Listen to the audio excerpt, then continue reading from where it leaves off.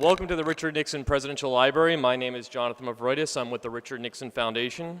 Thank you very much for attending what is our 8th workshop on U.S.-China relations.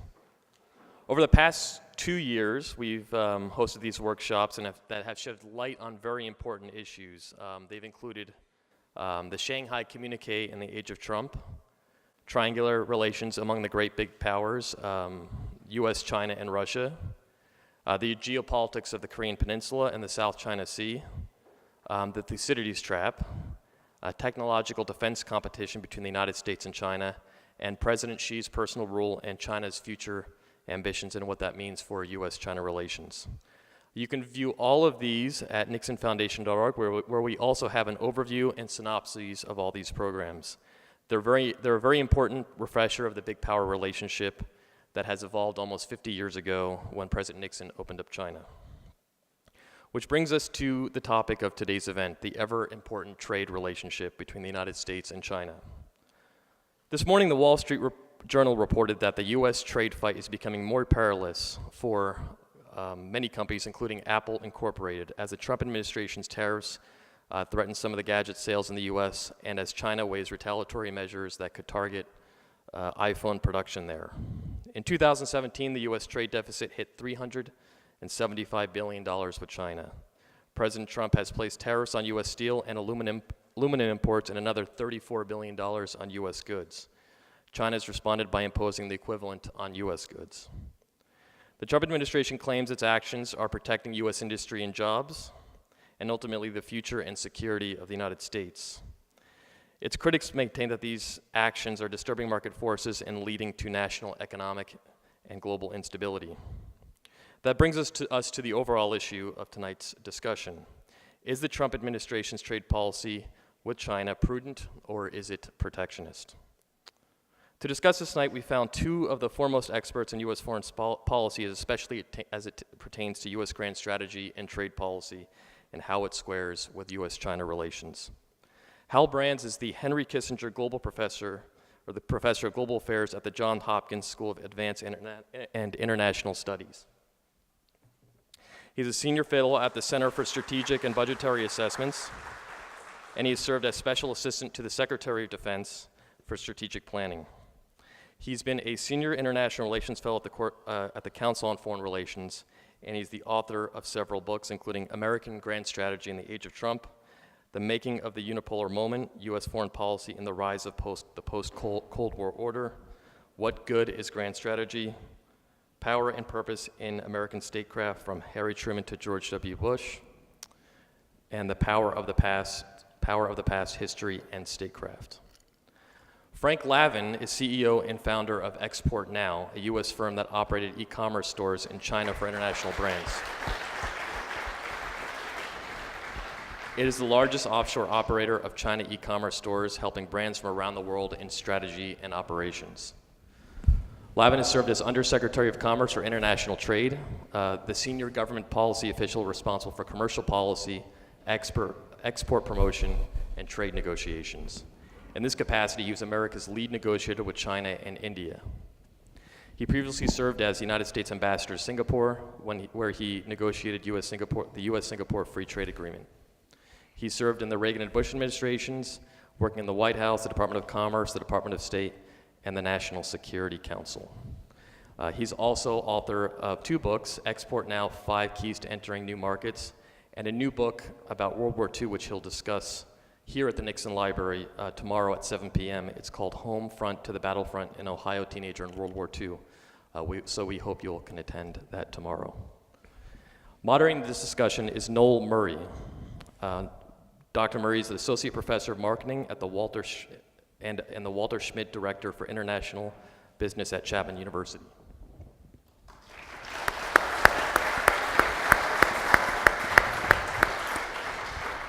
His expertise includes international marketing and cross-cultural issues in marketing communications and advertising strategy. His research has been published in many academic journals, and his previous business experience includes Digital Computer Incorporated, Irish State Merchant Bank, Apple Computer, and the Bank of Ireland. He frequently takes his Chapman students on trips to China to learn more about the business environment of that country. And he plays an active role in the Academy of Marketing Science and recently served as Congress co-chair at the World Marketing Congress in Malta. Thank you very much, gentlemen. Noel, the stage is yours. Okay, thank you, Jonathan. First of all, I'd like to thank Jonathan for setting up this wonderful event this evening, and thank you, Jonathan. And most especially to all of you who've taken time out of your busy schedules to come here this evening. We have a very topical issue in front of us tonight, and the topic is President Trump's trade policy. Is it prudent or is it protectionist? Hal, you've written a recent book on this issue, Grand Strategy in the Age of Trump. And I wonder if maybe you could spend a little bit of time setting the stage, maybe talking about grand strategy in the age of Obama and Bush before we get to Trump.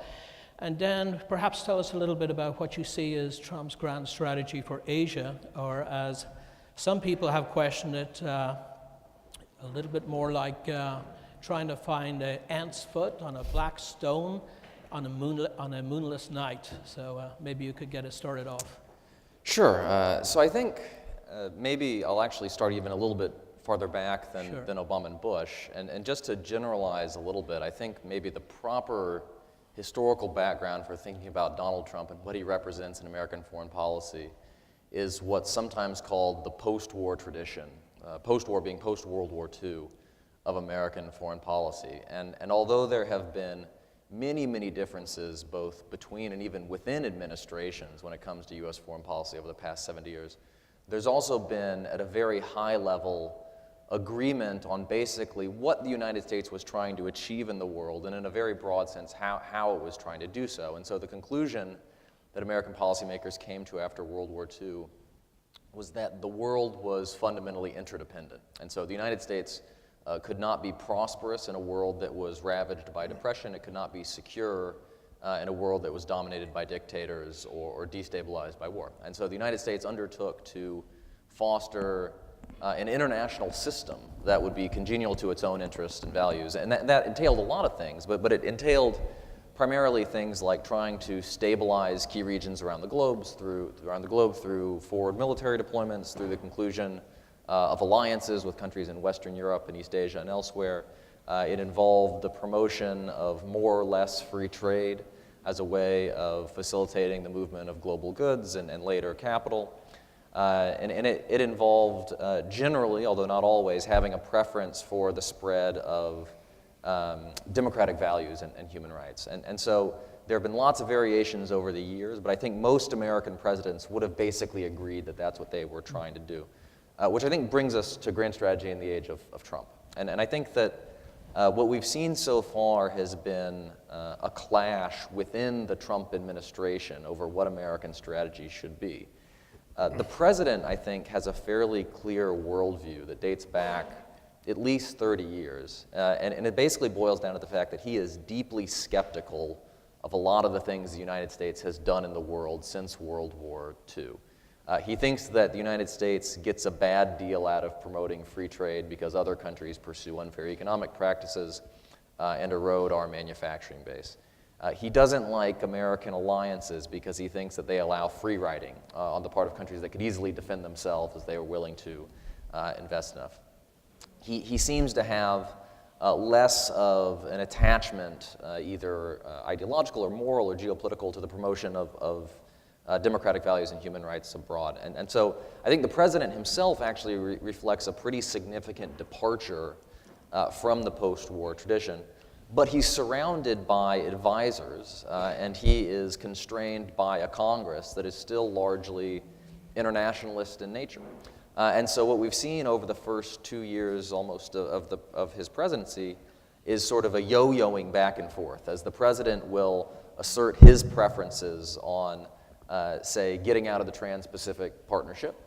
And in some cases, then the advisors will push back in terms of trying to get the United States to actually deepen its involvement with NATO and things like that. And so that's why it often appears that there's a certain degree of incoherence in the president's strategy, because there are two very conflicting worldviews at work. So with respect to China in particular, I think since the end of the Cold War, each American administration has pursued a strategy that it was very sort of called in a very ugly fashion, congagement, half containment, half engagement. So on the one hand, we wanted to integrate China into the existing international system, show them that they could become prosperous and influential within that system so they would buy into it. On the other hand, we wanted to maintain a favorable balance of power in the Western Pacific so that they wouldn't be able to destabilize the regional order or the broader international order. President Trump has put some interesting twists on that policy. So on the one hand, he has clearly concluded that economic integration with China has been a bad thing in the sense that it has eroded the American manufacturing base, and he believes China has, with some good reason, has pursued a number of unfair trade practices. And so he's more hawkish on trade issues than any previous president of the past 40 years, certainly. He seems to care less about sort of the geopolitical competition with China than many of his advisors do. So I don't think the president is deeply concerned over what happens in the South China Sea, for instance.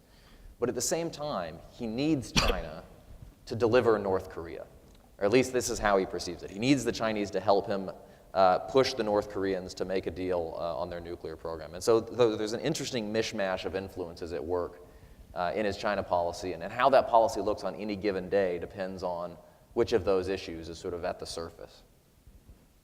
Okay. Maybe Frank, as you know, when I visit China and some of its neighbors like Vietnam with our Chapman business students, oftentimes recently they kind of communicate the sense that maybe they feel a little abandoned by the administration. I'm thinking particularly in terms of the TPP, the Trans-Pacific Partnership, which would have been a kind of a NAFTA-like trade arrangement that would have included Japan and the United States and approximately 10 smaller Southeast Asian nations. You played a major role in the negotiation of the Free Trade Area Agreement with Singapore. What's your sense of the decision by the United States not to engage in our Asian allies other than China? Do you think that was a good decision? Do you think it was a poor decision? Well, thanks, Noel, for the question and leading us today. Look, I put in context with Hal's point that U.S. trade policy in the modern era has been characterized by uneven liberalization. The tendency has been toward liberalizing, but there's been pauses and starts in that process. But there's never really been in the modern era since U.S. entered the GATT in 1947, helped establish it, there's never really been retrogression. So there's been pauses and then more liberalization. And this liberalization has taken place primarily multilateral through GATT rounds and then WTO, the successor agency. When we joined the GATT, U.S. effective tariff rates were about 40%. Now it's under 4%. So significant liberalization across 70 years. But also with cumulative, I think we ended up with something like 23 free trade agreements on top of that. So you put that all together, and there's rather significant internationalization of U.S. economy. But these steps always came with some degree of political controversy or political discussion. And in the public sphere in the United States, there had been in recent decades this sort of ongoing debate between economic rationalism and economic nationalism. That do we want market economics, which will give us the best outcomes in terms of allocation of resources and economic growth, so overall prosperity is enhanced through respecting the market, or do we want to make exceptions to that occasionally and look at some kind of interventionist policy where some industries might be protected or there might be some other distortions of the market? And there's a range of issues given for, such as a defense industrial base. We've got to keep shipbuilding capacity is invoked, or even things like environmental protection. We don't want to simply empower polluting countries. The countries might have lower environmental standards in the United States by sourcing material from them. So there's various reasons that are given. But historically, the dominant view was always toward market economics, towards incremental liberalization. And that debate goes on today. The main exception, the main difference with the Trump presidency and his predecessors is that historically it's always been the leader, the president, who helped lead the way for liberalization, and constituencies that didn't support that were always subordinate. Now, this is sort of somewhat an inversion, that this is the first time in the modern era, I think you have to go back to the 1920s to find a United States president whose starting position is trade is bad. That, I mean, depending how you define Obama, because Obama echoed some of the Trump tendencies, but Obama modified them when he came into office. So you'll remember Obama ran as a candidate saying, I'm going to renegotiate NAFTA, and he came into office saying, we've got to stop the Korean Free Trade Agreement, we've got to renegotiate it. So very similar in some respects to Trump, but I would say Obama significantly trimmed his sails on some of the anti-trade rhetoric once he came into office, and as you observe, he went ahead with the TPP, 11-country free trade agreement, which Trump came out against. But interestingly, if we go back to the 2016 campaign, Noel, I think you'd say Trump reflected that moment, because what was striking, I think, at that time was the person who, to my mind, rhetorically sort of led the charge against TPP was Bernie Sanders. He said this trade is harmful to the United States. We're very Trumpian rhetoric. We're being sort of cheated by it. There's a distribution effect. We can't enter these trade agreements. Hillary Clinton, who interestingly was one of the authors of the TPP, came out against it as well and said, I'm against it too, and Trump joined in. So there was a national mood at that time 2 years ago that said, look, on balance, we believe as a country that trade has higher cost than benefit. So it's a real change in U.S. position over 70 years. Right. So let's get back to the central question. So the central question tonight is President Trump's trade policy, is it prudent or protectionist? In some ways, that's a very Western way of asking a question, right? Is it A or is it B? An Eastern kind of influence way of asking the question would ask, could it be A and B? And that is, could it be prudent and protectionist? And I guess what I'm asking is there a role for protectionism in today's contemporary era of globalization, you think? I think the temptations of protectionism and the ability to get it wrong with protectionism vastly exceed the ability to get it right. Right. And that if you're sort of arrogating to the government the ability to pick winners, you're also telling the government that it's picking losers. And I think what we've seen so far in the Trump administration kind of, unfortunately proves the point that we've renegotiated the South Korea Free Trade Agreement with some minor adjustments, but to my mind, those have been worse for the United States. And we've renegotiated NAFTA, again, with some somewhat minor renegotiations, but it's hurt the United States if you increase the national components that are required for automobiles. I think Trump is sort of a classic protectionist to say, I'm creating jobs. I'm requiring auto companies to locate jobs in the United States and creating jobs. I think most economists, and put myself in that group, most trade professionals would say you're hurting U.S. auto industry and you're costing more jobs than you're creating. What we've been able to say historically is that the best place in the world to locate your automobile production is the United States, in part because a U.S. auto manufacturer can source from any place in the world. So the U.S. auto manufacturer can find the best technology in the world, the best components in the world. Some of it might be made domestically, some of it not. But we in the United States will capture the value of that production because of global sourcing. Trump says that's wrong. That is a bad policy. We've got to have people localize production, and that will create more jobs. You say, well, it's going to create some jobs, but what you're telling all automobile manufacturers in the world is don't put your facility in the United States because you won't be able to respect global efficiencies. So I called that in an essay, the hubcaps forever theory of manufacturing. The good news is you've now forced the U.S. manufacturers to bring hubcap production back to the United States. The bad news is you now have a more expensive and less efficient automobile platform. So a significant percentage of components of our exports are imported components. So you want those to be as inexpensive as possible so that we're globally competitive. That I think Trump's in a different place than what I just articulated. Right. So when Jonathan introduced the issue before us tonight, one of the things he pointed to is the $375 billion trade deficit that we have with China. And President Trump has been very clear that he believes that this is unsustainable. When you talk to the Chinese, they will often say, well, you know, we do a lot of labor-intensive activities, and we export them to the United States. You export to us high technology and agricultural products.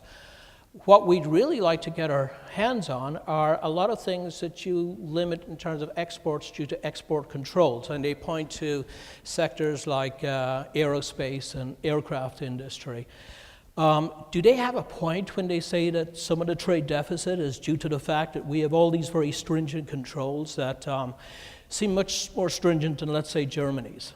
So I think they have a point to an extent, in the sense that, you know, we do have more export controls, particularly of what are called dual-use goods, so goods that could have a military application with respect to China. And so any time you're limiting the potential for a certain category of exports, that's at least in theory going to have an impact on the trade balance. But there's a very good reason we do that, and it goes to the complexity of the U.S.-China relationship, which is that China is an incredibly important trade and economic partner of the United States. Put very frankly, it's also a military competitor of the United States and a military threat to many U.S. allies in the Asia-Pacific. And so the balance that we have had to strike has been trying to draw China into the international economy, and we've succeeded in many ways in doing that, but limiting their ability to develop military power that will enable them to challenge our interests in the Asia-Pacific and beyond. And so the categories of goods that you're talking about fit right into that category. So yes, that they, in a narrow sense, they have a point, but I think that to lift those restrictions, while it might have some very modest impact on the trade balance, would be counterproductive in other senses from an American perspective. So follow-up question to that. When China wants to acquire a new technology, let's say it's the latest technology in terms of safety in automobiles, they have a choice, right? They can develop that capability domestically, or they can go to Sweden and they can purchase Volvo, right? A lot of the kind of high technology areas that we do not sell to them, Chinese companies have been very active, at least in the last 2 to 3 years, in buying small, high-technology German firms. Is that something we should be concerned about, do you think? The acquisition strategy of technology from our allies? Frank, maybe, if you... Look, the Western governments, the NATO governments, put into place export control mechanisms because of Cold War requirements. It was designed regarding the Soviets. Those are still all in place. They still all hold. I think what you're referring to is not so much necessarily a security concern, but sort of a commercial exploitation. Can an investor, by purchasing technology, reap considerable benefits they wouldn't have been able to maybe synthesize that technology themselves? And perhaps that technology has considerable commercial benefits that the originator of the technology didn't fully appreciate. Right. So it's almost a kind of commercial arbitrage, that maybe there's some on-the-shelf technology, so to speak, in Germany or the United States that isn't being widely adapted, and it requires someone else. But I would say that's open market competition, that everybody has the right to that. If it's not under export control, anybody can purchase automobile safety technology and use that if they will. In some respects, such as gig economy applications, payment systems in China, I wouldn't say autonomous vehicles, but I would say some of the driving apps in China are more advanced or more sophisticated in the United States, and they might have a regulatory environment which allows these to be used. So I wouldn't be surprised if some technology is more rapidly adapted in China, but I think in general you're going to see it more rapidly adapted in the West. Right. So in terms of this thorny trade issue that won't go away, this $375 billion that we have, how much confidence can we have in trade statistics? Like, for example, take the iPhone. Many of us have an iPhone in our pockets here tonight. That iPhone alone, that single item counts for about $2 billion worth of our trade deficit, right? But really, mostly what happens at that Foxconn factory is about 120 relatively low-skilled laborers put those component parts together that come from Japan and Germany and Taiwan and the United States. It's exported out of Shenzhen or Hong Kong, and we attribute the full value of that iPhone to China when more than 60% of the value is American marketing, American ingenuity and software, American intellectual property. I guess my basic question is, do trade statistics today reflect the reality of the global economy in terms of complex supply chains? Well, Noel, I think you make a good point, and I'd say there's a reason why trade policy in the United States has historically not been built around balance of trade. That we would say, in general, the balance of trade is not a useful indicator as to whether your trading partner is being fair or unfair. Somebody you trade with could be perfectly fair, and you could be running a trade deficit with that party. Somebody could be perfectly unfair, and you could be running a surplus. It simply says who's buying more than they're selling.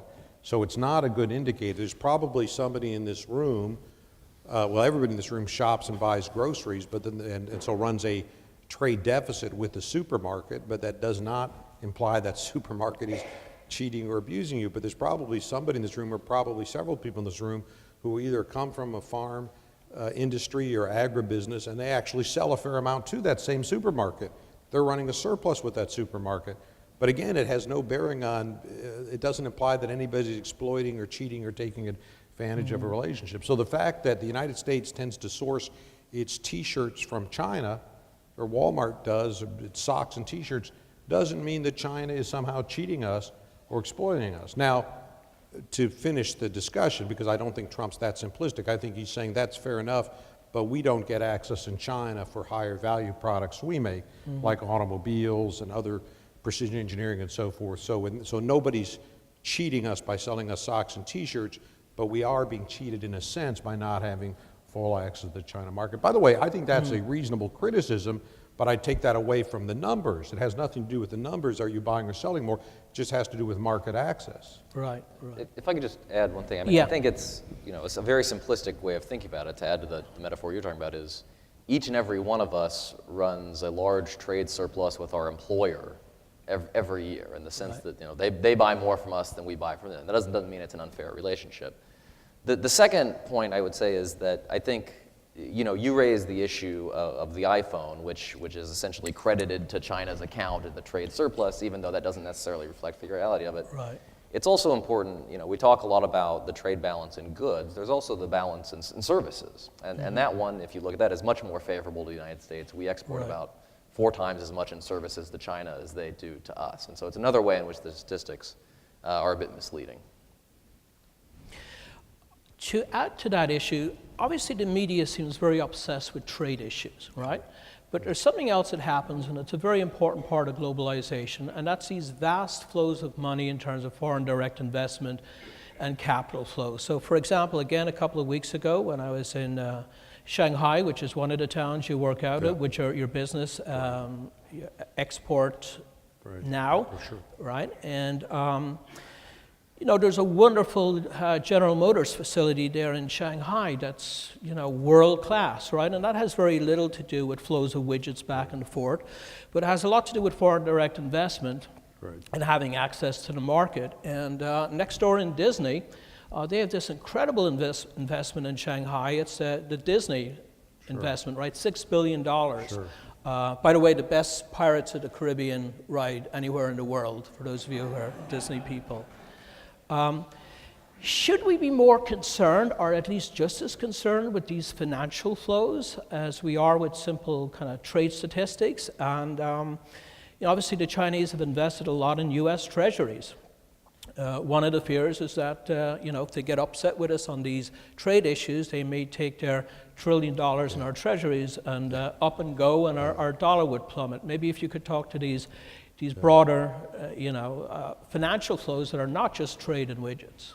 Well, look, my philosophical background is sort of consistent with what Hal articulated in his opening comments, that open societies move ahead and closed societies stagnate. And that means you want to be open to ideas, you want to be open in trade, and you want to be open in investment. And you want to be able, one of the elements of America that makes America work, makes the economy work, makes society work, is that I think we can more or less state validly that America is the best place in the world to have an idea. And if you have an idea in America, you can commercialize it, you can protect it, you can manufacture it, you can finance it, you can distribute it, you can monetize it. And it might be a crazy idea, but as you were suggesting with tech, the crazy idea today becomes adapted tomorrow.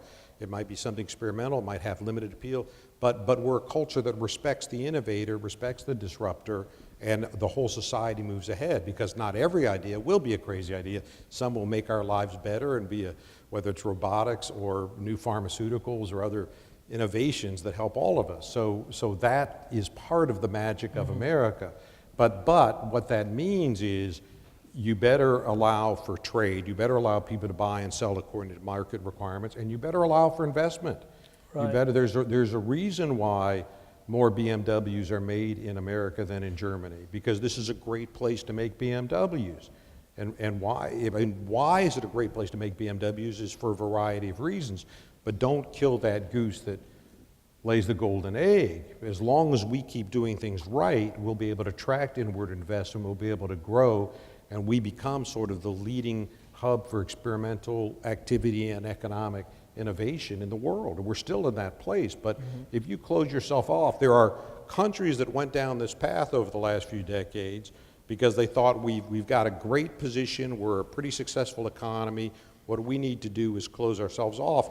And I think most notably Japan, that said we don't really have to participate in the world economy, we've kind of got it figured out.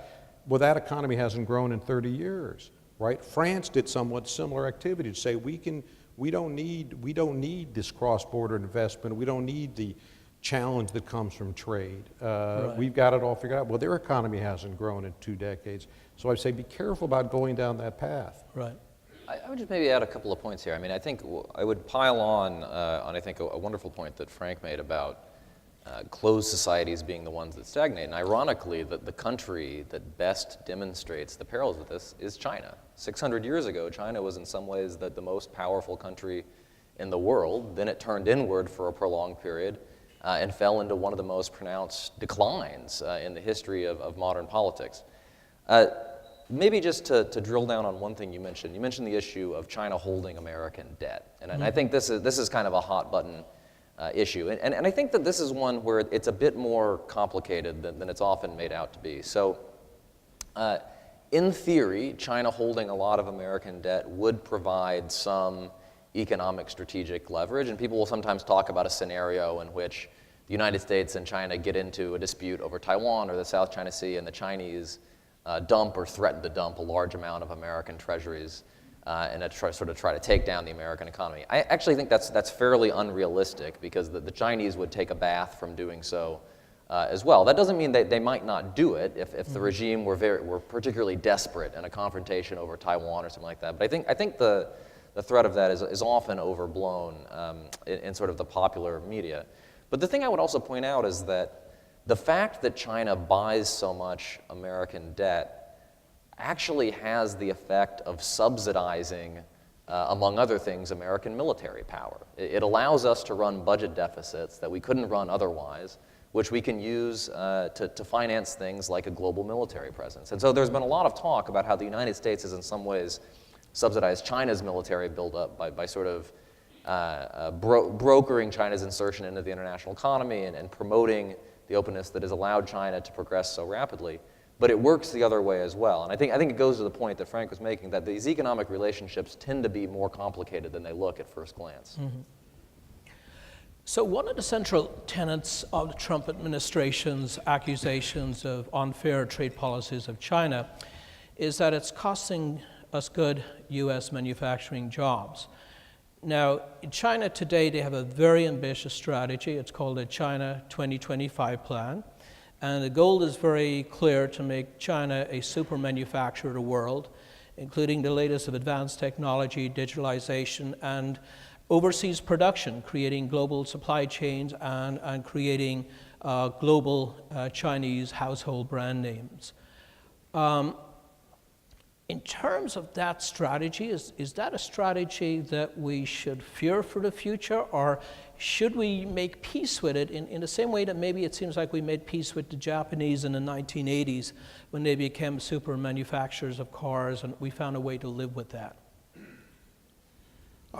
Look, I would say, regardless of how successful or unsuccessful China is with this sort of industrial policy, it's picking winners. We've identified 10 sort of industry clusters that we think define the future, and we're going to put resources behind it. They might get some success out of it. I think they're also likely to overshoot with some sectors and overinvest, and then you can sort of misallocate. You can decide robotics, well, yes, that's a safe bet, as it said, but you can easily go down the wrong path with robotics, and because it's government funding, the question is no longer what's the best solution. The question is who's best at getting the government grant. So you can go down the wrong path, even if you sort of had the right answer to the big question. It is robotics. You can say we're funding a model that just isn't applicable the way some other models are. In any event, I would say the policy response from the United States is the same, regardless of how successful or unsuccessful this is. I mean, the policy response should be, we need our economy to perform the best it can, regardless, and we need to have the best international connectivity we can get, regardless. So if China didn't exist, or if China is 100% successful on 2025, we would still say those two things. How do we help the U.S. economy make a transition toward advanced manufacturing? How do we help the U.S. economy perform at its peak so that it can compete effectively with friends and neighbors? How do we help the U.S. economy harness what other trading parties have to offer in terms of components, industrial input, supplies, and so forth? And how do we help U.S. companies reach those markets, right? So we want to do all those things regardless of what Japan is doing or China is doing or India is doing. We want this economy to perform at peak. So I would say one component of this, I think Trump's done very well, which is let's get those marginal tax rates down so U.S. manufacturing, U.S. productivity can command some kind of return, so you get investment, you get economic growth. That's one part. But one part, I think he deserves criticism to say, listen, we have some opportunities to move ahead on some of these trade issues and improve our trade relations with other countries that play by the rules. That was TPP. This is perhaps some initiative with the European Union. We're not there yet, but those would be areas where I would try to move ahead if I were advising the current president. Let's go back and see what we can salvage in Asia, and let's move ahead with the European. Now, President Trump, to his credit, has had meetings with the European Union leadership and said, in principle, we want some kind of free trade agreement with Europe. But Obama said the same thing, and George W. Bush said the same thing. We haven't formally started trade talks yet, so that'd be one path to go down. Okay. I would say, I think there are a handful of areas of genuine concern with respect to Made in China 2025 and other things. And so if you're looking at technologies that have potentially transformative military implications, like artificial intelligence, for instance, then it is legitimate to worry about what will happen if China manages to be successful in becoming the world leader in AI. But I think, as Frank said, the solution to that isn't to think of, what are the ways in which we can stop Made in China 2025. The ways to deal with that are, how can we best set the conditions for research and development and innovation and artificial intelligence in the United States, and how can we best harness that where there's a military dimension for that so that the Pentagon can access it. I think there's a separate set of issues where there are reasons to be concerned about whether economic integration with China is a good thing. And so I often think about this from a defense perspective. And the example that I like to give is that if, God forbid, the United States and China ever got into a war, one thing we would need a lot of is torpedoes. Right? Torpedoes would play a big role in a U.S.-China military confrontation. The torpedoes that we buy are sourced with components that come from China. that's a problem. If you're running out of torpedoes on day 3 of a war and you can't get more of them without buying components that come from China, you're in a tough spot. And so I think there is a need to sort of sit down from a national security perspective and say, look, we don't want to close off America from an economic perspective. We don't want to fundamentally disrupt the relationship with China because it's proven so profitable for us as well. But there are areas in which we may have a national security interest in pursuing some very focused and limited de-integration with China economically to make sure that we can source things that are critical, make critical contributions to our own national security. No argument there. Let me give an example, what I think we're both talking about. With automobile safety, we have a field called Telemetrics, which are sensing devices when you back up and you get a beep. Well, these are becoming more and more sophisticated with built-in cameras in your dash, now cameras in your rearview mirror. The ability to sense is that an object or a living creature that you're getting near, and cars now have the ability to talk to each other and share information. That if this intersection is dangerous, if we have more accidents reported at this intersection, all cars know that, and you can get a warning light, right? So cars have their own logic, their own AI. If the United States and the EU and Japan agree on standards of telemetrics, that's 80% of global automobile production. I mean, we know what'll happen. The Koreans will say, sure, sign me up. Other folks will say, sign me up. And then it's a very simple message to China, but it's basically a friendly message. We've sorted it out. We've harmonized it. There's a global standard. You're free to join.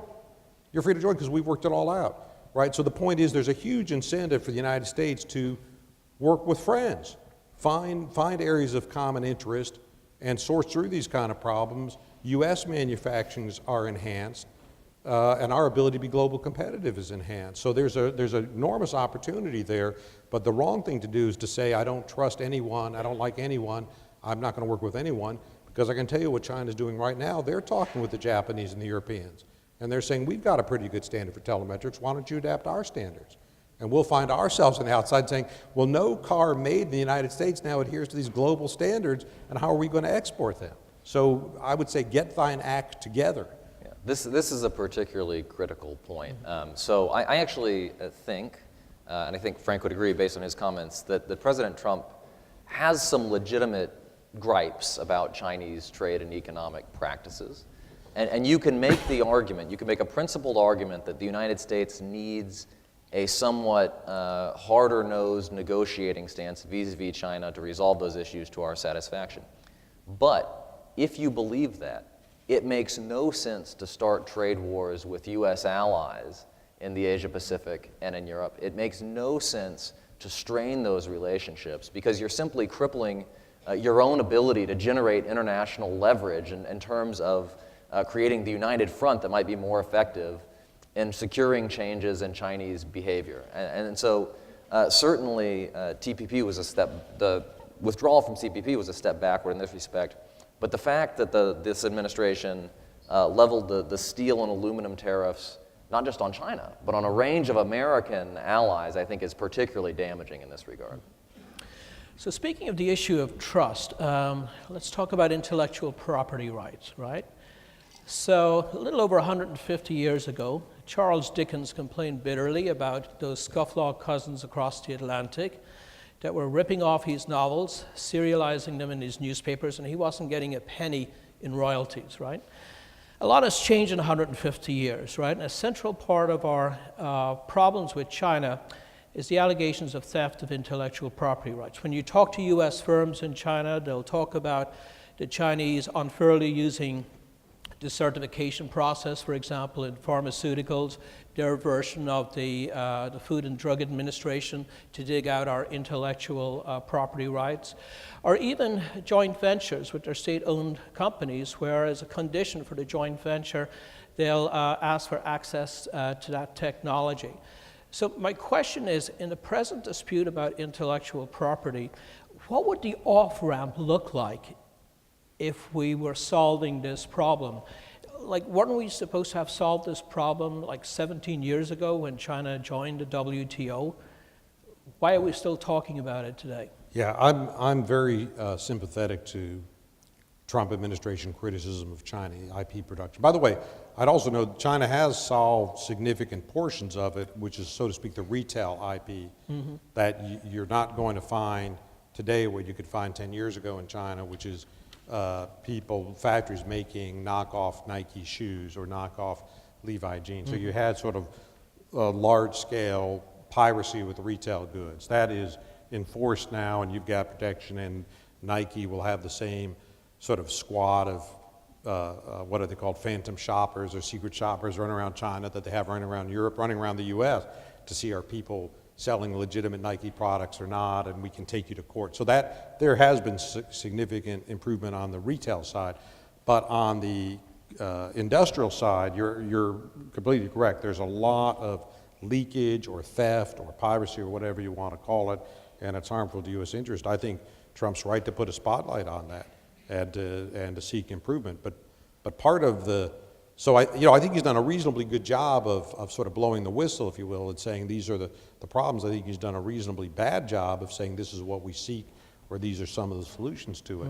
But what we'd want to seek is the same legal recourse in China that U.S. firms have in Europe and Japan and elsewhere, so that if somebody copies an industrial process, that you have legal action against those folks. Where typically in China we don't. But so if China wants to play a leadership role in the international economic community, it behooves them to play by these rules, and they're not there yet. So I would say that's a key area of focus for the United States.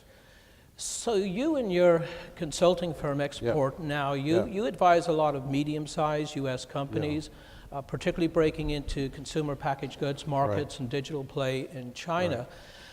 When we visit China with our Chapman students, oftentimes we'll visit law firms there, and they'll talk again and again of U.S. companies kind of blissfully blundering into China without doing basic due diligence under partners, something they'd never not do at home.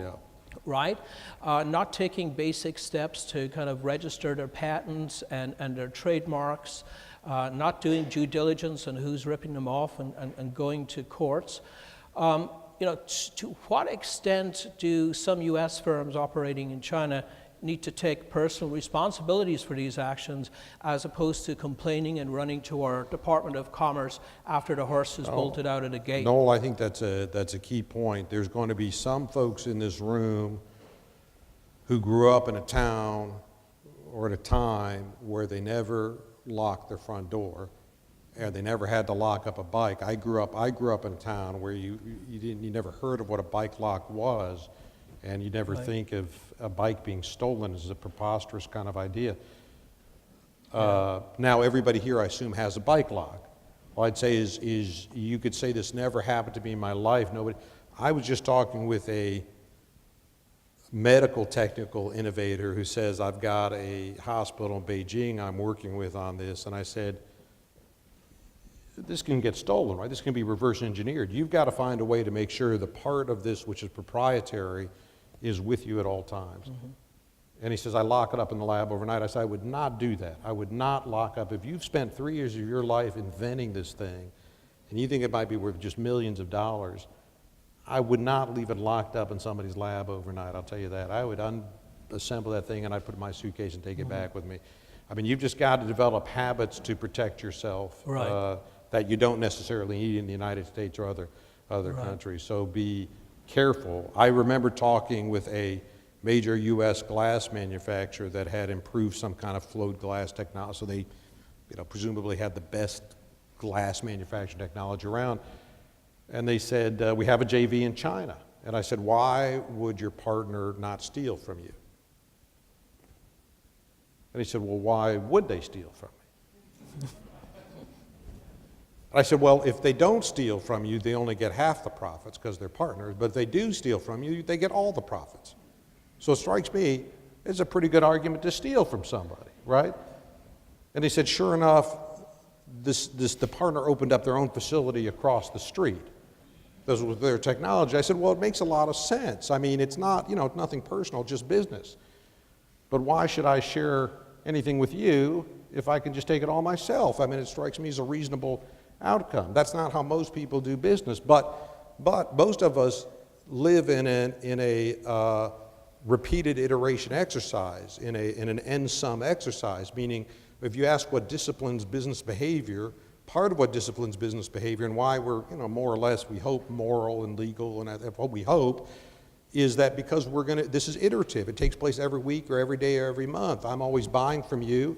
I'm buying $1 million of product from you every month, and I'm giving you $1 million every month. So that disciplines you because it's an iterative, sort of ongoing, permanent process. And in fact, what you're going to do to me after a few months is come and say, let's have lunch, and say, why don't you buy $2 million of product every month because you're a good guy? And I'll say, that sounds like a really good idea because business is growing. So the point is you have this win-win dynamic that is self-disciplining. But to take it to China, if I say, you know what, I'm only going to see you once in my life. I am never going to see you again. What possible value is there in me being fair to you? That really sounds like a dumb idea. And in fact, you're pretty wealthy, and you're pretty naive, and you're a foreigner anyhow. So it sounds to me like I ought to do whatever I can to pick your pocket. That's just my personal view. I mean, it's business, nothing personal. So there are a lot of Americans who wander into China with that kind of view, right? So I would say, be careful about what you do. And one thing we always look at in our little business is, tell me what international market you're currently in. Because if you're already saying, look, I've been overseas for 10 years and I'm in 6 different markets and a third of my business comes from overseas, all right, you've got some internal sophistication that business practices in different markets are different and some are non-standard. And at some point, somebody might ask you for a bribe. At some point, somebody might suggest something illegal. And at some point, weird things can happen, right? So you've at least developed a system to deal with this, right? But if you've never done that, I wouldn't go to China. I'd say, why don't you start in Canada and Mexico where you have some kind of management capabilities, there's proximity, there's some familiarity, you have at least some natural strengths. And I think China, we say everything is possible in China, but nothing is easy. So start someplace else and then come call us. Okay. So maybe one last question, because I know Jonathan would like to make sure we save some time to open up some questions to the floor.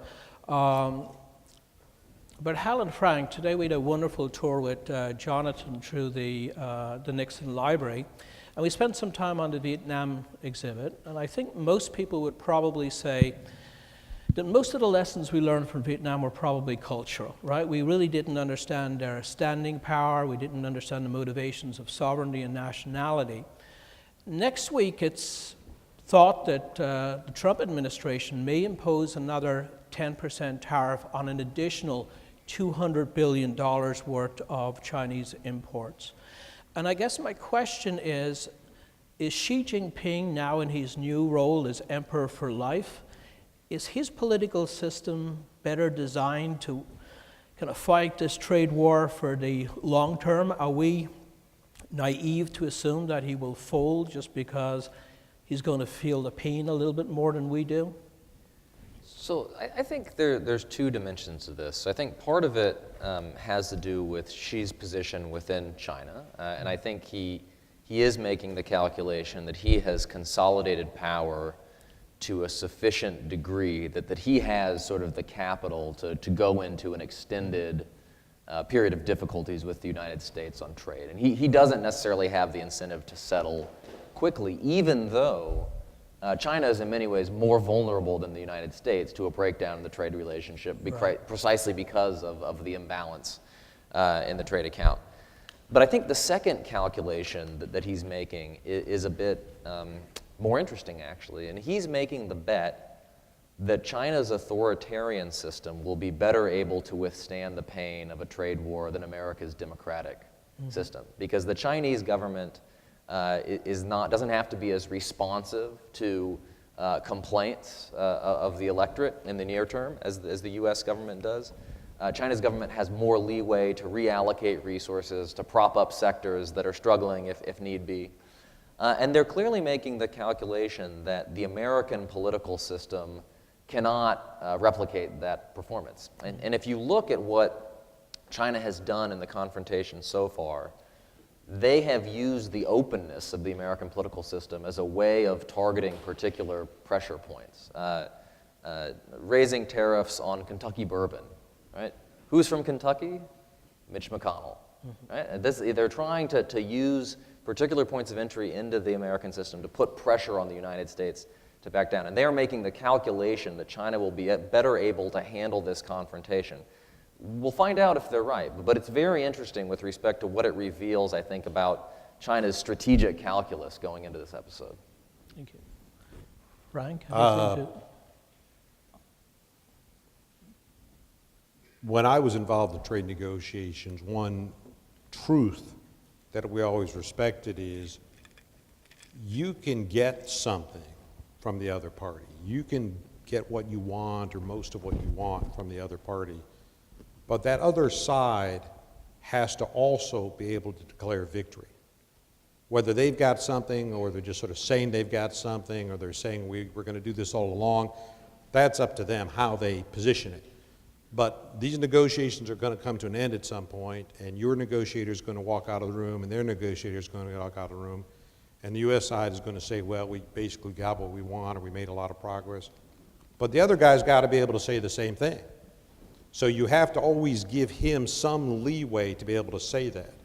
And if your public position is what these trade negotiations are all about is we're right and you're wrong, and that defines the world today, and what I need you to do is to publicly say you're wrong and you're going to fix it and you're going to move my way, you've not painted him into a corner, you've painted yourself into a corner, because that person can't move.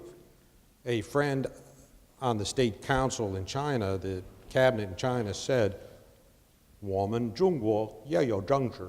Hey, we in China also have politics. No Chinese leader can come out and say, we were wrong. We were wrong, but now we're going to be good. We're going to fix what's broken and we're going to do what you asked us to do. No one, by the way, I think no one can say that in any political dynamic. No one can say that. So I think Trump has done a good job of dialing up the temperature. Maybe I wouldn't quite do it tactically what he's done, but he's put the spotlight on the issues and he's injected friction. So not bad for a curtain raiser. But now you have to be able to have an end game as well. You have to say, what are you going to get out of this? And the only way you're going to get to the finish line is if your Chinese counterpart can come out and say, this is good for China as well. So when we were in negotiations, we would say things like, look, there's an asymmetry in auto tariffs. U.S. has 2.5% auto tariffs. China is 10 times, but 25% auto tariffs. We said, yeah, this is of course unfair to U.S. manufacturers, but it's unfair to China. It's unfair to every Chinese consumer, and it doesn't allow your economy to benefit from competition. So the real losers of high tariffs are the countries that maintain the high tariffs. So you're not doing this because I'm asking you to do it. You're doing this because you need your own economy to move ahead. So allow the other guy to get the benefit from this move, even though the United States is also a beneficiary of this move. And that's why I think you get resolution of this. And I don't think rhetorically or in terms of position, that's what we've done constructively over the last few months. Okay, great. Well, I think it's time to open up the floor, John, right, to Sure. some questions. Thank you maybe. very much. Yeah. The panelists have agreed to answer your questions. I'd like to first start off by asking, given the upcoming midterm elections, do you think there's any domestic political or commercial pressures that could alter the Trump administration's trade policy? My view is that will come to the surface, but it can take several months. So some of the especially this new round of tariffs, he goes 10% against $200 billion, which I think he's going to do. That will hurt U.S. jobs, U.S. competitiveness, and it will cause some unhappiness in parts of the U.S. economy, but it can take several months to bubble up. Yeah, and just further to that point, I mean, I think most political scientists who study the elections and voting patterns would tell you that Americans' voting preferences tend to be sort of locked in by around Labor Day for a November election. And so it may be that unless something very dramatic happens in the relationship very shortly, that it wouldn't affect the midterms in any case. We have a question right here. Good evening. One of you made an interesting comment. I believe it was you, Professor, about Vietnam. You used the word cultural. We didn't understand. A few years ago, I had the opportunity to spend 3 months in Beijing at a university, and with the dean, with other professors. I even stayed on the campus, and they took me to meetings where there were some higher level national education leaders, et cetera, et cetera. I saw the copyright theft in front of my eyes at the market, where it was to them as simple as a DVD that you could buy for $1.50, and it was as good as anything you could see in a theater. They had clearly stolen our movies. Their actions in the Southeast Seas, my understanding is they're building those islands. My understanding is that's internationally illegal, but I can't say that's true.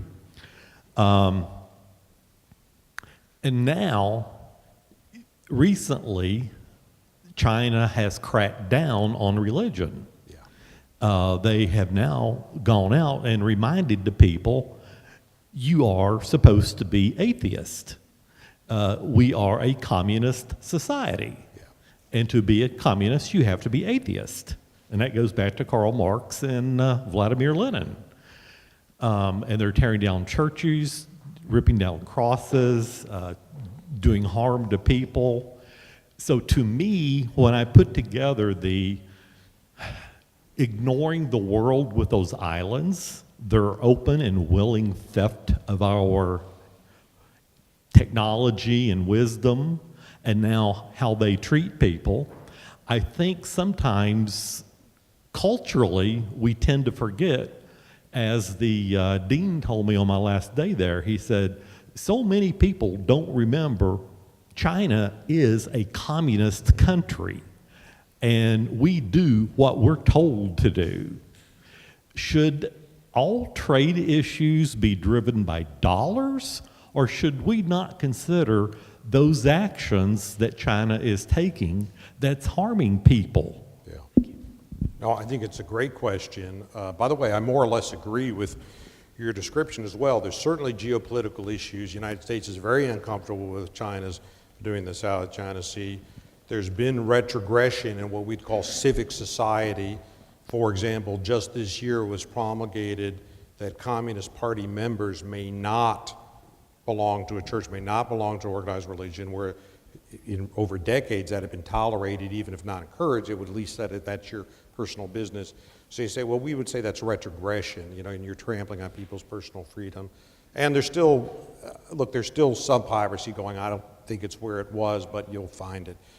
So I think those are all reasonable comments. But then you really framed it in terms of a very good question. Does our engagement with China, is it worth it? Is it to U.S. benefit? My view is you have to ask the question along these lines. All of these tendencies are there.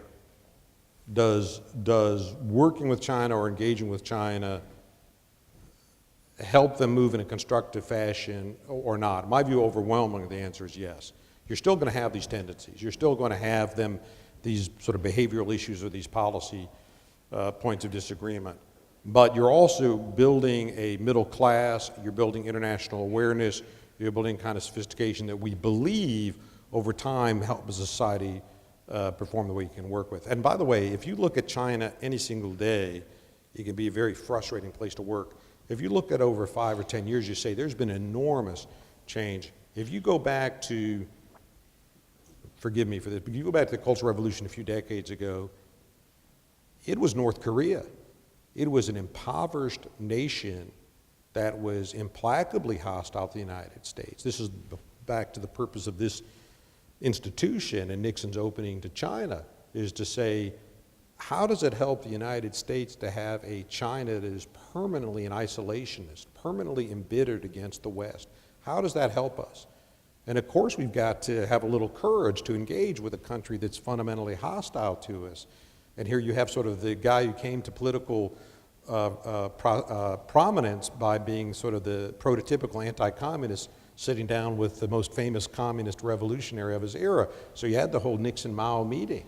But I think it was enormously helpful for the United States to undertake that kind of outreach, and there's been considerable movement in China over these last few decades. But I'll tell you, we will regularly find China to be frustrating. I'll put your point in a different way. Of all the major economies in the world, of all the major powers in the world, China remains the one with which we have the least in common. So we look around the world and we say, we just don't have these issues with France. We don't have these issues with Japan. Why do we have? Well, it's a different political system. Some of it is cultural, but some of it is Leninism. You're absolutely right. But my view is there's no choice but to continue engagement. And if you look at where we've gone in our relationship over the last 30 years, you'd say Nixon made the right call. Let's keep this going despite the frustration you articulated. If I could just make two brief points on this. So one, I think the thesis of American policy toward China since the 1970s, particularly since the Cold War, has been, yes, China is in many ways, has a retrograde political system that engages in lots of practices that we don't like. But by engaging economically and diplomatically with China, we will gradually promote political liberalization within China. As China gets richer, it will develop a middle class. That middle class will want greater political rights to go along with its economic status. Eventually, you'll get political change. I don't know that that thesis is wrong, and I think, as Frank points out, there has been enormous progress. But the progress has not manifested as quickly as I think many Americans thought it would. I think if you had asked many Americans in the early 1990s, in the aftermath of Tiananmen Square, would China still be a one-party dictatorship 25, 30 years later? They would say no. No, democracy would have come to China by then. And so it may be that the thesis that engagement will promote constructive change in China in a political sense over the long term, it may be that that thesis is still right, but it just hasn't manifested sort of quickly enough to avoid the problems that we're facing now. The second point I would make is I think, what I really liked about your question is that you sort of outlined the geopolitical challenges in the relationship, the ideological or moral challenges in the relationship, and the economic challenges in the relationship. And the reason why the U.S. debate about China has changed, I think, in the past couple of years, is that people have started to see China as a comprehensive threat or a comprehensive challenge. It's a challenge to U.S. geopolitical interests in the Asia-Pacific and beyond. It's a threat to U.S. economic competitiveness in a number of ways that we've talked about. And in some ways, it's a threat to the dominance of democratic values and human rights around the world, not simply because China continues to use repressive practices at home, but because it's become more and more active in essentially promoting authoritarianism abroad and shoring up dictatorships everywhere from Southeast Asia to Latin America and exporting the tools of repression. And so this isn't to say that the U.S. and China are destined for war or that they're destined for enduring hostility. But I think what has become clear is that there are multiple dimensions of competition and friction in the relationship, and that's what's making the relationship particularly difficult today. We have a question in the second row. Yeah, two quick questions. First, I'm wondering whether previous presidential administrations were wrong, particularly the most recent Bush administration, were wrong in not declaring China a currency manipulator and thereby confronting the problem of Chinese mercantilism at an earlier stage. My second point is this, going back to the very first comments made by Professor Brand. I'm struck in all the commentary about Trump pulling down the pillars of the post-war order. There seems to be an amnesia about the president who this library honors actually started pulling down at the pillar of the Bretton Woods Accords when he shut the gold window for the U.S. Treasury. Interesting precedent, perhaps. The Nixon administration's justification boiled down to, well, things change, and it's no longer in U.S. interest. Wondering if commentators on Trump's foreign policy are forgetting this precedent. So I'll briefly address the second point. If you look at any presidency of the post-war period, you can find greater or lesser examples of presidents undertaking behavior that seems at odds with sort of the way that we often describe the post-war order. So the Nixon administration pulls out, basically destroys the Bretton Woods system. The Reagan administration talks about free trade but uses targeted economic sanctions, targeted protectionism, 301 sanctions, to try to bring about better trade deals and to resolve trade disputes with the European community and a variety of other actors. And you can go on down the list. I think what I would still maintain, though, is that each of these presidents and each of these administrations still had a basic commitment to the idea that the United States would do best in a positive-sum international environment in which we did well by helping others do well. And I just point out more specifically that the end of Bretton Woods did not bring about a long-term resort to protectionism. It actually helped liberate global capital flows and helped unleash the beginnings of what we now think of as modern-day globalization. And so I would say that on the whole, even though there are exceptions there are ambiguities, exceptions, nuances within every administration was basically committed to what I described as the post-war project. And I think what's different about this administration is that the president, and I'll separate the president from the people around him, and I'll separate the president even from some of the policies the administration has pursued, the president doesn't have that same commitment. And I think that's what makes him different in the post-war era. We have a question right here. Thank you. I'll bring that up. Well, The question, to broaden that same question he's about to ask, we have a currency system based on that still has a dependency on other nations to invest in our currency. China owns all its debt. There's no one outside. The value of their currency is based on what they say it is, and it works. In our country, yes, they own $1.4 trillion of our debt, but the fact is that they used to own $2.4 trillion worth of our debt. They're slowly weeding out. Now, what have we done with the money they have helped us build? We have multiplied it by tenfold with debt. We're so overcrowded with debt today that when the rates continue going up to the level that it can't be refinanced, who is going to buy that? Who's going to bail them out? We can't bail them out. China could do a takeover with much less expense than a war by simply buying that defaulted debt to keep this country rolling. We're seeing a currency transfer now in protectionism through our real estate industry right here in California. Who's buying these mega apartment buildings that are empty, but they're actually owned, but they're owned by people who want to keep the yuan and the renminbi value alive by moving it into US. So we got a problem with the currency. And the other problem I see is education. We graduate 100,000 chemistry majors and PhDs last year. China does 10 times that amount. Our education system is not keeping up with world standards. I'm worried that our technology ability could be lessened by the drop in our credibility of our educational system. Can we always be the technology leaders if our education system doesn't maintain international standards? Those are the two questions.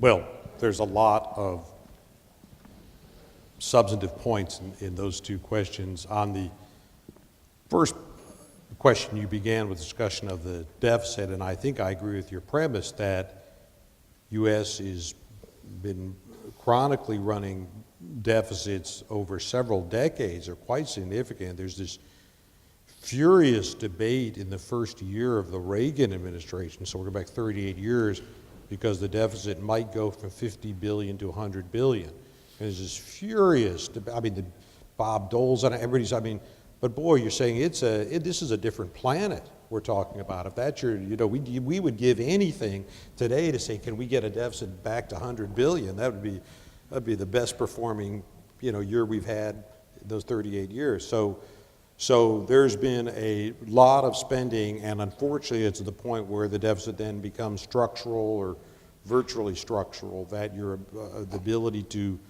restrain any growth is very limited. And if you have a friend in politics and you want him to lose re-election, have him call for any kind of reduced spending or even keeping spending growth consistent with inflation, and you will get a howl of pain on that proposal.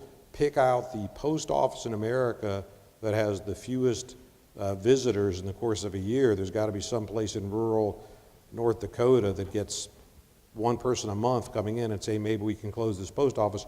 You will have protesters outside your office saying that you need to be fired for suggesting something like that. So the point is, we have very limited ability to put any discipline on this, and I think you're right, it puts us in a bad, again, if China existed or didn't exist, it's bad discipline, and it's going to hurt U.S. economic growth if you run these kind of deficits. But I think you've got to have some kind of change in the U.S. budgeting process so that people can exercise some discipline in this system and get the system on some bit of a diet so we can correct this problem, but we're not there yet. Look, I don't think China is going to play games with their currency and their currency holdings offshore, because they lose as much as they gain with that. So they're using they're allocating their currency wisely, it seems to me, to get the best return from it. And U.S. dollar holdings are the deepest set of instruments you can use. So it's no surprise to me that that's where it is. It's not going to be in Swiss francs. It's not going to be in Australian dollars. It's going to be in U.S. dollars, because that's where there's liquidity, right? And look, if they're using some of this money the way the Japanese did a few decades ago to overpay for real estate and buy empty apartment buildings, I say, hallelujah, you're helping us out. Buy all the empty apartment buildings you want. And Japanese bought Pebble Beach. They bought the Empire State Building. And you look at and look, some Americans were very unhappy with this. They said, I viewed this as a huge win for the United States. There's a real estate bubble going on. You're paying far too much for the Pebble Beach, paying far too much for the Empire State Building, but I'll take your money. I mean, you're not going to tow Pebble Beach back to Japan, are you? So, it's still there. So I never had a problem. I never had a problem with that. But there's going to be some people have anxiety about it. I thought real estate's a very safe thing to sell to foreigners because it's still here. So. I would just say, I also would agree with the premise about deficit spending. And again, I tend to come at this from sort of the foreign policy perspective as opposed to the economic perspective. Not that those two things are necessarily mutually incompatible. But if you think about, notwithstanding my comments earlier, will the United States be able to sustain the level of military spending over the next 50 years that's required to maintain its global position? Well, the answer may well be no at some point if we get to the point where American deficits and essentially paying the interest on the debt becomes so significant that it starts crowding out other forms of spending. Now, this is one of these things where, in an economic sense, the answer to this question isn't that difficult. If you were to adjust entitlement spending, if you were to raise taxes, you could find plenty of money to pay for everything the United States needs to do. As Frank says, this tends to be politically very difficult. So what is the political forcing function that usually comes along and forces us to deal with particularly challenging questions? It's a crisis of some sort. It's a crisis that makes clear that the short-term pain of deferring the problem is now so severe that you actually have to deal with it. Ideally, it would be better if we could address these questions before the crisis hits, but I see relatively little chance of that right now. This may or may not be a silver lining, but I think the crisis is actually closer than we expect, because if you look at the trends, some of the trust funds that underpin Social Security, that underpin Medicare and Medicaid, are going to run dry within the next decade or so. And so that will force us to confront this problem in one way or another. We have a question right here. With the president sort of moving towards protectionism, the Chinese have actually begun to embrace free trade. It's been projected by around, I think, the mid-2020s that the Chinese economy would actually be worth 10 trillion more than the American economy. And my question is, if hypothetically China were to become the leader of free trade in the world, do you think they'll be able to uphold this kind of international standard of free trade, knowing all the difficulties within the Chinese system directly? So I think the Chinese have done a very good job managing the global politics of the rise of President Trump. You know, Xi Jinping went to Davos in early 2017 and portrayed China, which is still a relatively mercantilistic power, as sort of the chief defender of the open international economic order, and notwithstanding the irony of that claim, got a fair amount of plaudits for it. Now, in fairness, I think that most observers around the world are fairly sophisticated, and so the Europeans, for instance, have their own complaints about China's economic practices and are probably not taken in by this ruse. But nonetheless, what I worry about with respect to the Trump administration's policies is that if we pursue the path of economic confrontation with our allies and our competitors simultaneously, we may give them incentives to work together as a way of stymieing us. And so we're already seeing the initial signs of this. The EU and the Chinese have started coordinating a bit more in the WTO to protect that organization from what they perceive to be the Trump administration's indifference or outright hostility to that body. And so you could see more tactical cooperation of that sort, which could eventually add up and have a strategic effect. I'll just add to that point, and I very much agree with what Hal just articulated. Look, in diplomacy, victory and outcomes take place at the margin. You rarely have an absolute victory, but you can have a relative victory, relative success. So the United States has historically enjoyed pretty strong relative success in the element that's called soft power, that the United States model and the ethos of the United States is viewed as a friendly or benign power, and one with which many people around the world have some connectivity. You know, every single kid in Asia wants to go to either UCLA or USC, I can tell you that. Or Chapman. Chapman definitely. But, and I'll tell you something, if you run around, you know, did graduate work in Taiwan, every single kid there did go to USC or UCLA or Chapman. I mean, not just people running companies, but people in parliament, people in the cabinet, people who are television journalists.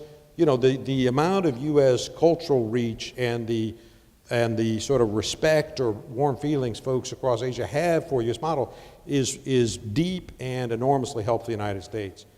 But my fear is that is decaying at the margin. And it has to do with the image the U.S. puts forward. It has to do with the openness of U.S. society. So I would, again, if I were speaking to leadership in Washington, I would say, please be mindful of that. Nobody around the world woke up today saying, I wish my country were more like China. Nobody said that. Although they'll say in the same breath, boy, China has really impressive economic growth. So that's not bad. That's something we might be able to learn from. And they might also say in the same breath, China has increasing military reach and capabilities. Whether we like it or not, it's a fact of life, and we have to accommodate or respond to this fact, right? So those are drivers, but it's very different than the first point, which is the soft power that, you know, United States is a cool country. And a lot of interesting things and people come out of the United States. So whatever you think about policy in the United States, there's a lot of interesting things taking place there. So it's still my sort of cultural and emotional reference point for what's going on in the world today. So I would say don't let that atrophy. Don't throw that away. That gives us enormous amount of reach and friendship relationships around the world, and other powers such as China just don't have that, right? So be very careful if we're at a point where the leader of China can stand up and claim that he stands for an open society and a more inclusive world, and our leaders stand up and say, we're kind of against that. Watch out, watch out. We are giving away a structural advantage we've long cherished and nourished. We have a question right here. Yes, my question pretty much follows on from that. Historically, America has had technological superiority. And I wonder whether we're witnessing a Trojan horse approach by the Chinese.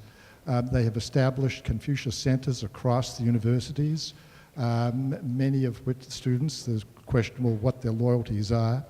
They are acquiring technological skills, and which they can then take back to China.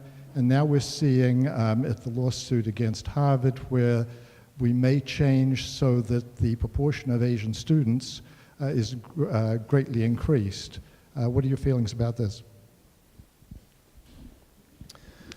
Well, I would say that in general, the fact that the United States educates such a large portion of the most ambitious and intelligent students from abroad is a great it's a great strategic advantage from the United States, because we get a chance to interact with these people earlier in their lives. We get a chance to exert some of the sort of the soft power pull factors that Frank just talked about. I think that there are legitimate grounds for concern if, say, we are educating sort of STEM PhDs who are then going back to a country that's a geopolitical competitor and using the education and the skills they got to help make that country a more fearsome competitor. But I think the answer to that was not necessarily to close off American universities to foreign students or to Chinese students.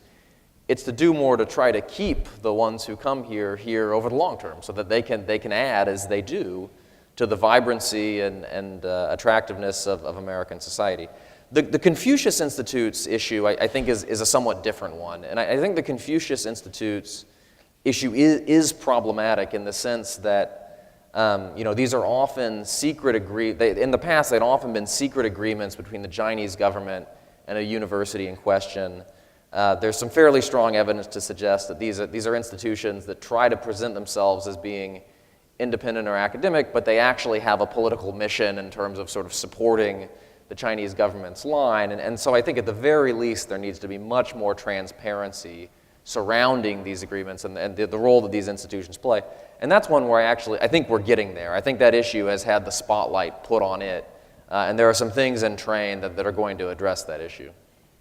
I would just comment, there's two things going on at once, and they can conflate. And one is China is getting its game up with international communications. They're doing more of it, they're doing it better, they're putting more resources behind it.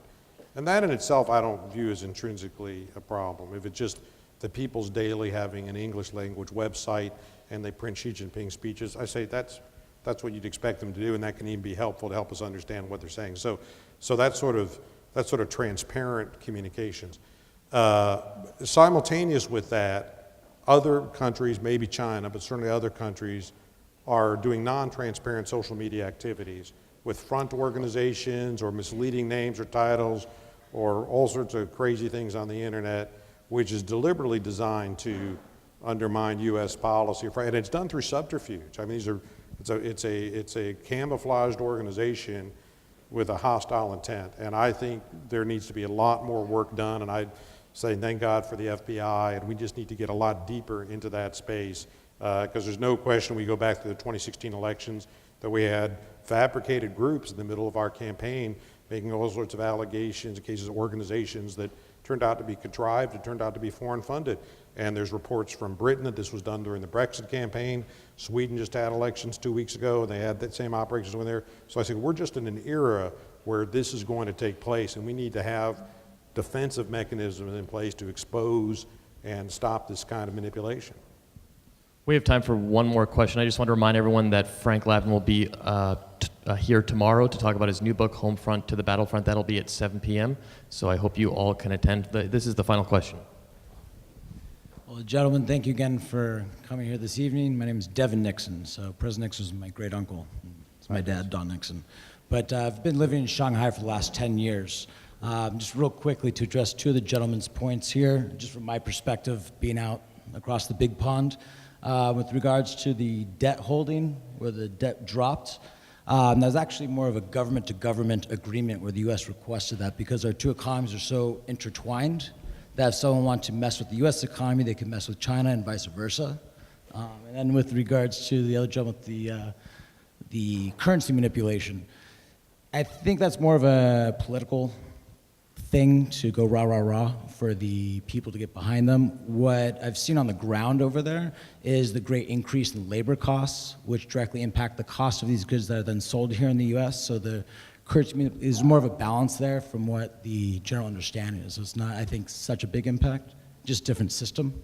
But my question for you gentlemen is, recently I believe some laws shifted, and I appreciate bringing up like ITAR earlier, the military, but also CFIUS, where there's a big clampdown that expanded definition of what the U.S. government can prevent investment from foreign, especially China, into the U.S., even if someone's just a Chinese passport holder. Seeing how you feel the long-term implications of mitigating the investment into the United States might be. Thank you. Well, I worked with CFIUS when I was in the Commerce Department. I think it's a necessary body. This is a body that reviews foreign investment in the United States. Now, I can't speak to what changes have been made recently. I've been out of government for 10 years. But the principle that any government, every country in the world has the right to review inward investment, and if there's security implications, you have the right to stop it. It strikes me as a very sound principle. But I'd say by the same token, the other side of the coin is, if you want to just invest here in a normal commercial undertaking, go for it. And that's no different than McDonald's being maybe the largest food operation in China, or Kentucky Fried Chicken maybe rivaling McDonald's, or Starbucks being the largest coffee chain, or Marriott being the largest hotel. I mean, they're saying, that kind of cross-border investment is good all around, and I certainly don't object if a Chinese hotel chain says we're going to put some hotels up in Los Angeles. I'd say that's good news. So there ought to be sort of policy integrity to the CFIUS process, where people can demarcate, is this an investment with national security implications, somebody's trying to buy a telecommunication system, a software company, or something that, a payment system that we might not be comfortable with, or is it simply an ordinary commercial activity where we'd say, have at it? And I can't go into details with the current proposals. I would just say, I think in a lot of ways this change is a natural one, and it was a long time coming, in the sense that, as the U.S. relationship with China has gotten more conflicted in recent years, it's natural that we would take a different approach to investment by a country that's increasingly seen as a challenger or competitor than one that we might see as sort of a democracy in the making, or a close ally, or something like that. And moreover, I think that this is grappling with the fact that China has pursued a very deliberate policy of economic statecraft, premised on, in some cases, investing in or buying up critical infrastructure in overseas countries, investing in high-tech sectors and things like that with national security implications. And so I think what the recent changes we're trying to do was essentially trying to recalibrate the restrictions on investment to catch up with where the relationship has gone. But again, I would just say that all things in moderation, and so you want this to be a targeted and focused approach, as opposed to sort of a shotgun approach, which would be counterproductive for all the reasons that Frank explained. Thank you very much, gentlemen. Please give them a round of applause. Thank you. Please check back for future events at nixonfoundation.org. Again, Frank Lavin will be here tomorrow, so please visit us then. Thank you very much, and we'll see you next time.